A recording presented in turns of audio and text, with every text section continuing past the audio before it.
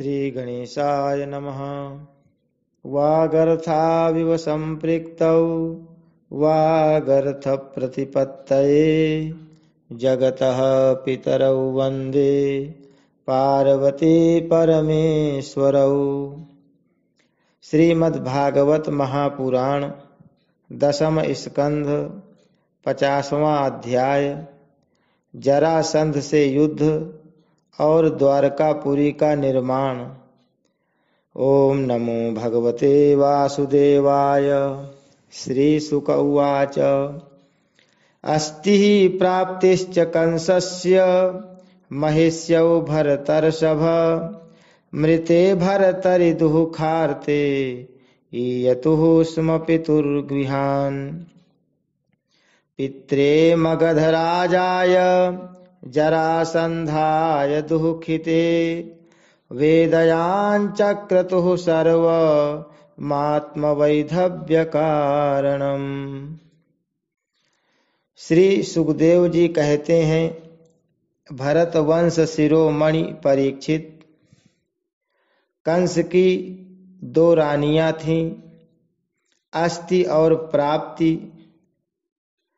पति की मृत्यु से उन्हें बड़ा दुख हुआ और वे अपने पिता की राजधानी में चली गईं। उन दोनों का पिता था मगधराज जरासंध। उससे उन्होंने बड़े दुख के साथ अपने विधवा होने के कारणों का वर्णन किया। परीक्षित, यह अप्रिय समाचार सुनकर पहले तो जरासंध को बड़ा शोक हुआ, परंतु पीछे वह क्रोध से तिलमिला उठा। उसने यह निश्चय करके कि मैं पृथ्वी पर एक भी यदुवंशी नहीं रहने दूंगा, युद्ध की बहुत बड़ी तैयारी की और 23 अक्षौहिणी सेना के साथ यदुवंशियों के राजधानी मथुरा को चारों ओर से घेर लिया। भगवान श्री कृष्ण ने देखा जरासंध की सेना क्या है, उमड़ता हुआ समुद्र है।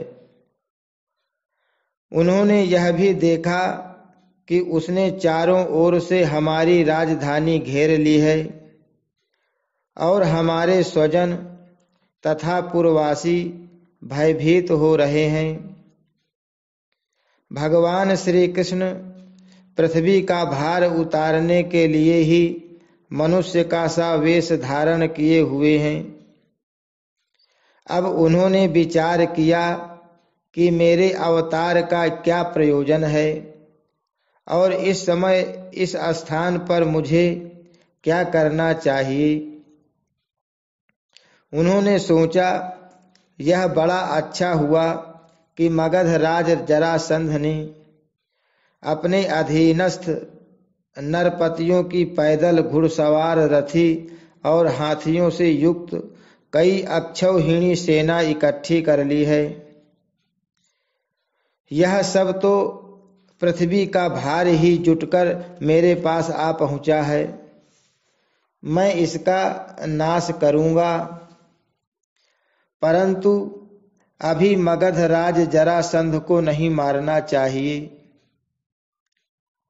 क्योंकि वह जीवित रहेगा तो फिर से असुरों की बहुत सी सेना इकट्ठी कर लाएगा। मेरे अवतार का यही प्रयोजन है कि मैं पृथ्वी का बोझ हल्का कर दूं, साधु सज्जनों की रक्षा करूं और दुष्ट दुर्जनों का संहार। समय समय पर धर्म रक्षा के लिए और बढ़ते हुए अधर्म को रोकने के लिए मैं और भी अनेक शरीर ग्रहण करता हूं।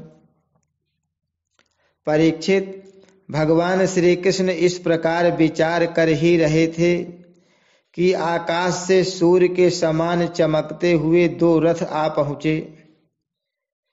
उनमें युद्ध की सारी सामग्रियां सुसज्जित थीं और 2 सारथी उन्हें हाँक रहे थे।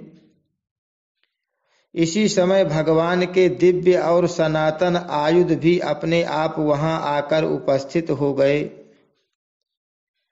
उन्हें देखकर भगवान श्री कृष्ण ने अपने बड़े भाई बलराम जी से कहा, भाई जी, आप बड़े शक्तिशाली हैं।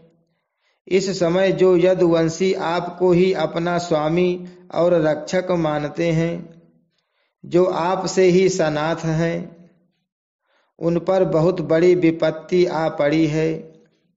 देखिए, यह आपका रथ है और आपके प्यारे आयुध हल मुसल भी आ पहुंचे हैं। अब आप इस रथ पर सवार होकर शत्रु सेना का संहार कीजिए और अपने स्वजनों को इस विपत्ति से बचाइए। भगवान, साधुओं का कल्याण करने के लिए ही हम दोनों ने अवतार ग्रहण किया है। अतः अब आप यह 23 अक्षौहिणी सेना पृथ्वी का यह विपुल भार नष्ट कीजिए।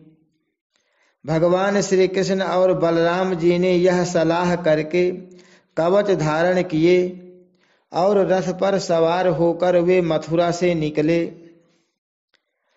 उस समय दोनों भाई अपने अपने आयुध लिए हुए थे और छोटी सी सेना उनके साथ साथ चल रही थी। श्री कृष्ण का रथ हाँक रहा था दारुक। पुरी से बाहर निकलकर उन्होंने अपना पांचजन्य शंख बजाया। उनके शंख की भयंकर ध्वनि सुनकर शत्रु पक्ष की सेना के वीरों का हृदय डर के मारे थर्रा उठा। उन्हें देखकर मगध राज जरासंध ने कहा, पुरुषाधम कृष्ण, तू तो अभी निरा बच्चा है। अकेले तेरे साथ लड़ने में मुझे लाज लग रही है। इतने दिनों तक तू न जाने कहां कहां छिपा फिरता था। मंद, तू तो अपने मामा का हत्यारा है, इसलिए मैं तेरे साथ नहीं लड़ सकता। जा, मेरे सामने से भाग जा। बलराम, यदि तेरे चित्त में यह श्रद्धा हो कि युद्ध में मरने पर स्वर्ग मिलता है, तो तू आ हिम्मत बांधकर मुझसे लड़। मेरे बाणों से छिन्न भिन्न हुए शरीर को यहाँ छोड़कर स्वर्ग में जा, अथवा यदि तुझ में शक्ति हो तो मुझे ही मार डाल। भगवान श्री कृष्ण ने कहा, मगधराज, जो शूरवीर होते हैं वे तुम्हारी तरह डींग नहीं हाँकते। वे तो अपना बल पौरुष ही दिखलाते हैं। देखो, अब तुम्हारी मृत्यु तुम्हारे सिर पर नाच रही है। तुम वैसे ही तुम अभी बकबक कर रहे हो, जैसे मरने के समय कोई सन्निपात का रोगी करे। बक लो, मैं तुम्हारी बात पर ध्यान नहीं देता। श्री सुखदेव जी कहते हैं, परीक्षित, जैसे वायु बादलों से सूर्य को और धुएं से आग को ढक लेती है, किंतु वास्तव में वे ढकते नहीं, उनका प्रकाश फिर फैलता ही है, वैसे ही मगध राज जरासंध ने भगवान श्री कृष्ण और बलराम के सामने आकर अपनी बहुत बड़ी बलवान और अपार सेना के द्वारा उन्हें चारों ओर से घेर लिया। यहाँ तक कि उनकी सेना रथ, ध्वजा, घोड़ों और सारथियों का दिखना भी बंद हो गया। मथुरापुरी की स्त्रियां अपने महलों की अटारियों, छज्जों और फाटकों पर चढ़कर युद्ध का कौतुक देख रही थीं।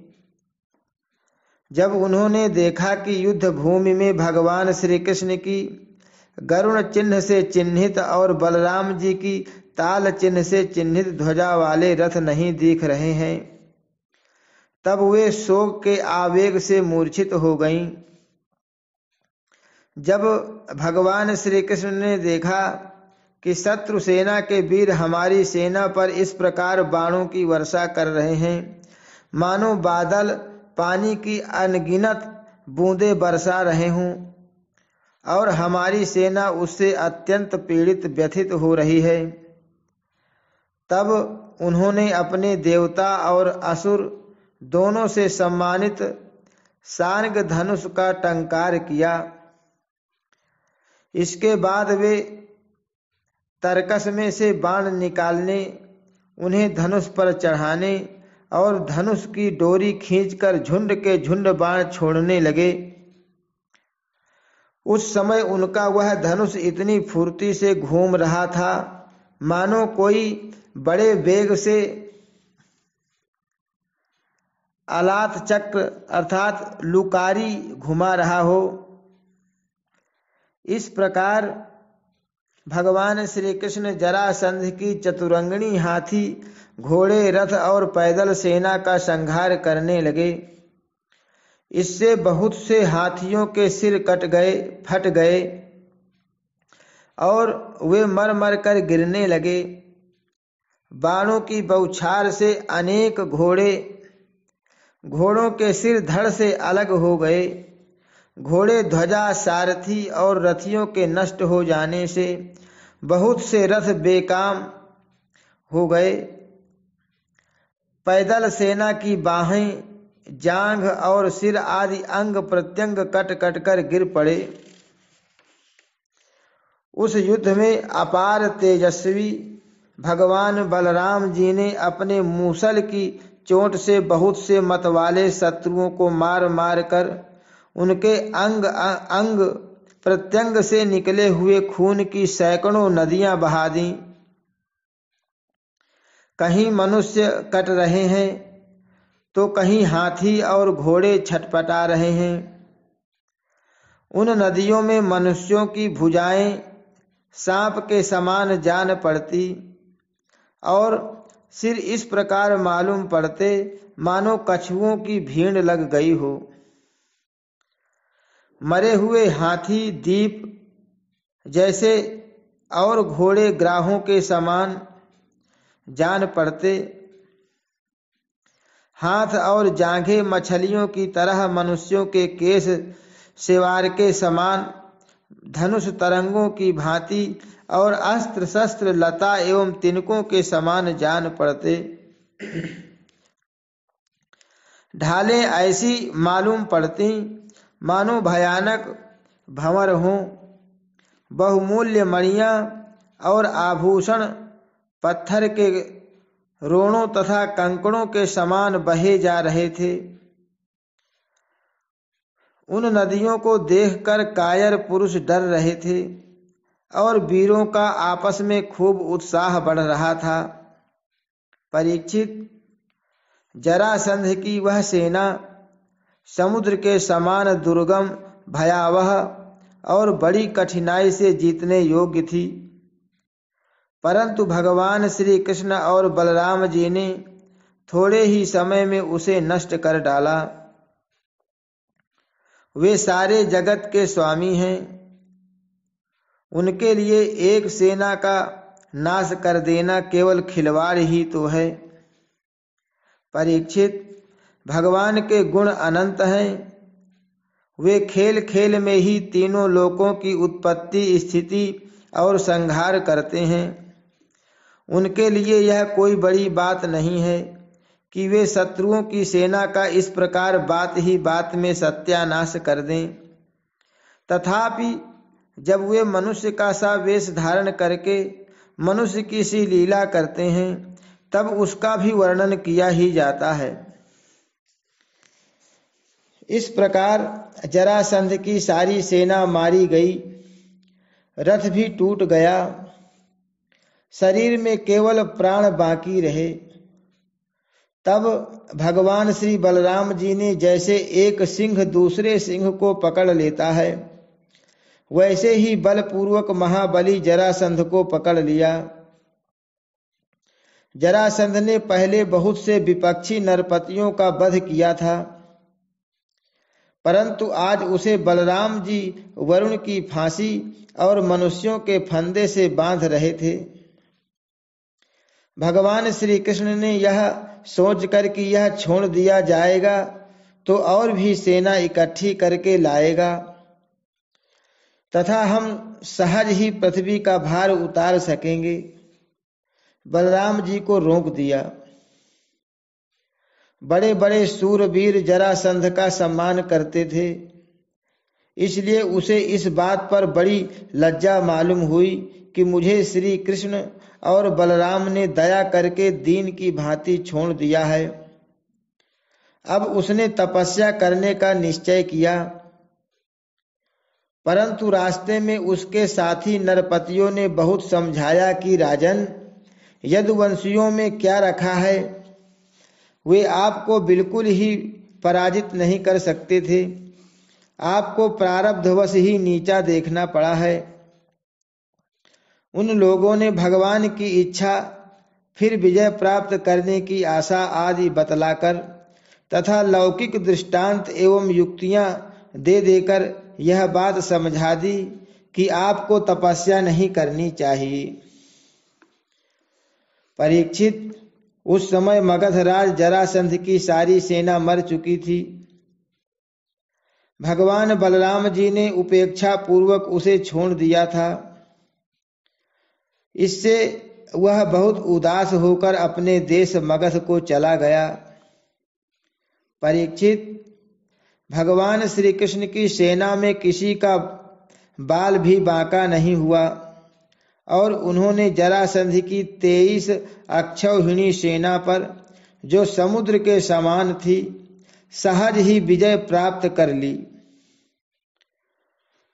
उस समय बड़े बड़े देवता उन पर नंदन वन के पुष्पों की वर्षा और उनके इस महान कार्य का अनुमोदन प्रशंसा कर रहे थे। जरासंध की सेना के पराजय से मथुरावासी भय रहित हो गए थे और भगवान श्री कृष्ण की विजय से उनका हृदय आनंद से भर रहा था। भगवान श्री कृष्ण आकर उनमें मिल गए। सूत, मागध और वंदी जन उनकी विजय के गीत गा रहे थे। जिस समय भगवान श्री कृष्ण ने नगर में प्रवेश किया, उस समय वहां शंख, नगाड़े, भेरी, तुरही, वीणा, बांसुरी और मृदंग आदि बाजे बजने लगे थे। मथुरा की एक एक सड़क और गली में छिड़काव कर दिया गया था। चारों ओर हंसते खेलते नागरिकों की चहल पहल थी। सारा नगर छोटी छोटी झंडियों और बड़ी बड़ी विजय पताकाओं से सजा दिया गया था। ब्राह्मणों की बेदत ध्वनि गूंज रही थी और सब ओर आनंदोत्सव के सूचक बंधनवार बांध दिए गए थे। जिस समय श्री कृष्ण नगर में प्रवेश कर रहे थे, उस समय नगर की नारियां प्रेम और उत्कंठा से भरे हुए नेत्रों से उन्हें स्नेह पूर्वक निहार रही थीं और फूलों के हार, दही, अक्षत और जौ आदि के अंकुरों की उनके ऊपर वर्षा कर रही थी। भगवान श्री कृष्ण रणभूमि से अपार धन और वीरों के आभूषण ले आए थे। वह सब उन्होंने यदुवंशियों के राजा उग्रसेन के पास भेज दिया। परीक्षित, इस प्रकार 17 बार 23 अक्षौहिणी सेना इकट्ठी करके मगधराज जरासंध ने भगवान श्री कृष्ण के द्वारा सुरक्षित यदुवंशियों से युद्ध किया, किंतु यादवों ने भगवान श्री कृष्ण की शक्ति से हर बार उसकी सारी सेना नष्ट कर दी। जब सारी सेना नष्ट हो जाती, तब यदुवंशियों के उपेक्षा पूर्वक छोड़ देने पर जरासंध अपनी राजधानी में लौट जाता। जिस समय 18वां संग्राम छिड़ने ही वाला था, उसी समय नारद जी का भेजा हुआ वीर काल यवन दिखाई पड़ा। युद्ध में काल यवन के सामने खड़ा होने वाला वीर संसार में दूसरा कोई नहीं था।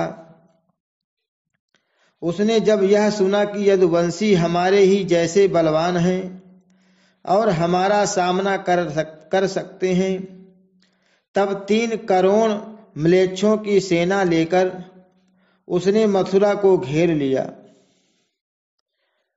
काल यवन की यह असमय चढ़ाई देखकर भगवान श्री कृष्ण ने बलराम जी के साथ मिलकर विचार किया, अहो इस समय तो यदुवंशियों पर जरासंध और काल यवन ये 2 विपत्तियां एक साथ ही मंडरा रही हैं।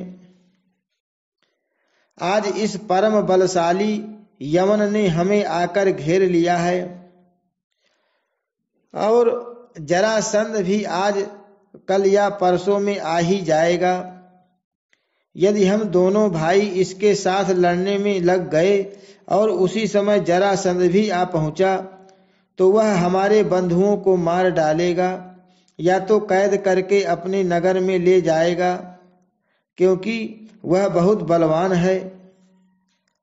इसलिए आज हम लोग एक ऐसा दुर्ग, ऐसा किला बनाएंगे जिसमें किसी भी मनुष्य का प्रवेश करना अत्यंत कठिन होगा।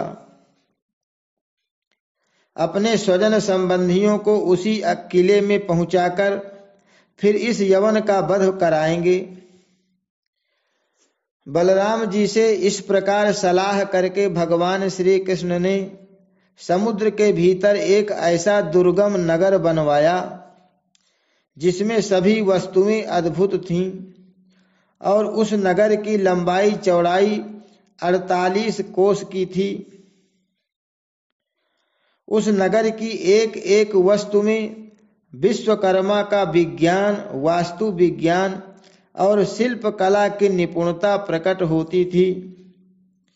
उसमें वास्तुशास्त्र के अनुसार बड़ी बड़ी सड़कों, चौराहों और गलियों का यथास्थान ठीक ठीक विभाजन किया गया था। वह नगर ऐसे सुंदर सुंदर उद्यानों और विचित्र विचित्र उपवनों से युक्त था जिनमें देवताओं के वृक्ष और लताएं लहलहाती रहती थीं। सोने के इतने ऊंचे ऊंचे शिखर थे जो आकाश से बातें करते थे।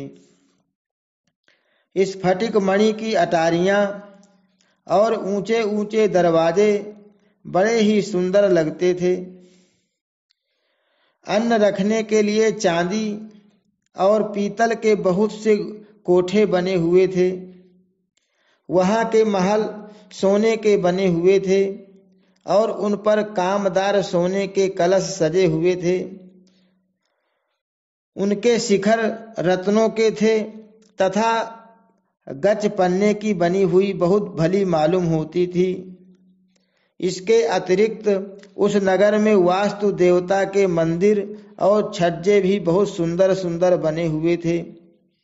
उसमें चारों वर्ण के लोग निवास करते थे और सबके बीच में यदुवंशियों के प्रधान उग्रसेन जी, वसुदेव जी, बलराम जी तथा भगवान श्री कृष्ण के महल जगमगा रहे थे। परीक्षित, उस समय देवराज इंद्र ने भगवान श्री कृष्ण के लिए पारिजात वृक्ष और सुधर्मा सभा को भेज दिया। वह सभा ऐसी दिव्य थी कि उसमें बैठे हुए मनुष्य को भूख प्यास आदि मर्त्य लोक के धर्म नहीं छू पाते थे। वरुण जी ने ऐसे बहुत से श्वेत घोड़े भेज दिए जिनका एक एक कान श्याम वर्ण का था और जिनकी चाल मन के समान तेज थी। धनपति कुबेर जी ने अपनी 8 निधियां भेज दी और दूसरे लोकपालों ने भी अपनी अपनी विभूतियां भगवान के पास भेज दी। परीक्षित, सभी लोकपालों को भगवान श्री कृष्ण ने ही उनके अधिकार के निर्वाह के लिए शक्तियां और सिद्धियां दी हैं जब भगवान श्री कृष्ण पृथ्वी पर अवतीर्ण होकर लीला करने लगे तब सभी सिद्धियां उन्होंने भगवान के चरणों में समर्पित कर दी। भगवान श्री कृष्ण ने अपने समस्त स्वजन संबंधियों को अपनी अचिंत्य महाशक्ति योग माया के द्वारा द्वारिका में पहुंचा दिया।